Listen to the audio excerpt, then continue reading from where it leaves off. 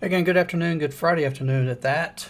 Neil here with a little market update here. Let's look at the Nasdaq. It's been an interesting week, has it not? Last week, of course, we know was big to the upside. S&P's, Nasdaq, everything. And this week pulled back. The S&P's, as an example, pulled back half of, perfect, like near perfect, half of last week's advance. And the majority of it today. But the Nasdaq did a little more, as it does. You know, it has that tendency to act a little crazy on the up and the down days. 500 some odd points today, or 2.5% for the Nasdaq pulls back. But look what it did. It's not all, you know, kind of, I don't know. It's not broken yet. Let's have a plan here. Here's my plan. Every one of these yellow lines right there were fib levels on the way up. There's your 50, 618, 764, and then 887 on the top. And that was against this big decline where the Nasdaq went 21,200 down to 17,700 or something like that. So what it does today is, look at here, it pulls back. Look, well, first of all, it's been making higher lows, right, all the way up. And we get this pullback. All right, it's a big pullback, but you know what? Last week was a big week, right? So big pullback on the heels of big week. Well, it pulls back and it touches off on this old 764 through, but you see, look, the 887. You see, these things were good on the way up. These levels were all good, real good, in fact. So it pulls back and it touches.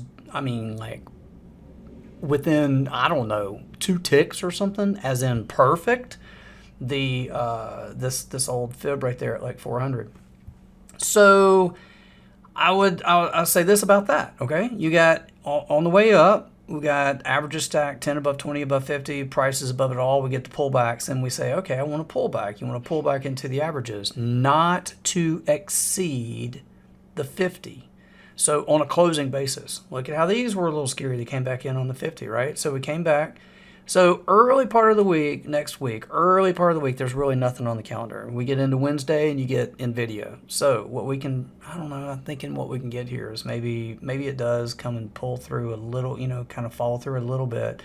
Just look, anywhere in this zone between the 20 and the 50, and that's a big zone, but we can dial it in a lot better by coming up with good levels like this 400 Nasdaq right here.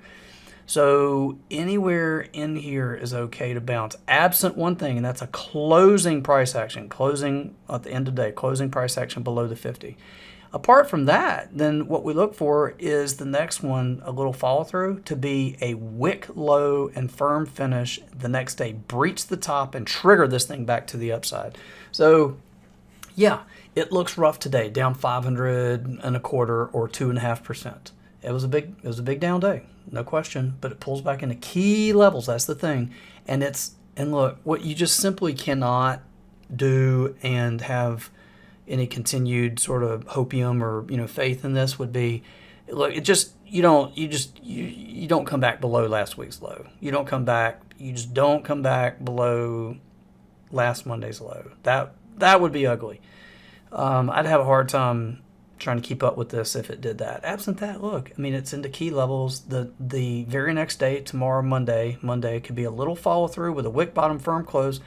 Then it's Tuesday, Wednesday, breach top, and up she goes, right? So that's the setup. We have to watch for that and see if one thing ruins that, or two. One is closing price action below the 50, and then catastrophic is, oh my goodness, please don't go back below last week's low, because then like, oh boy, time to rethink. Other than that, it's last week was fantastic. This week was challenging. This week was rough. It was tough. It was, choppy, and then finally at the end of the week for OPEX, puke. That was no fun. But we got to get through these days to enjoy the good ones, and so that's what this is about. Take care. Be with you again here at the next update. Till then, good trading. Without simpler trading, I could not have financial independence. This is one of the best investments I ever made in my life. It's helping me find consistency. It's one of the things that won me